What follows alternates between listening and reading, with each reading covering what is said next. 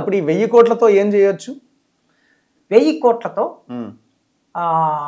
అన్ని వసతులు సమకూరిన విద్యార్థులకి ఒక 500 మంది ఒకేసారి భోజనం చేయగలిగినటువంటి ఒక మెస్ హాల్స్తో కూడిన మంచి రూములు నిర్మాణం చేసి హాస్టల్స్ ఒక 10 హాస్టల్స్ నిర్మాణం చేయవచ్చు. నెంబర్ 1. 500 మంది కెపాసిటీ కలిగిన 10 హాస్టల్స్ అంటే 5000 మంది ఉండగలుగుతారు. ఉస్మానియా విశ్వవిద్యాలయంలో ఇప్పుడున్నటువంటి హాస్టళ్ళకి అదనంగా 10 హాస్టల్ నిర్మాణం చేయొచ్చు, 20 హాస్టల్ కూడా నిర్మాణం చేయొచ్చు.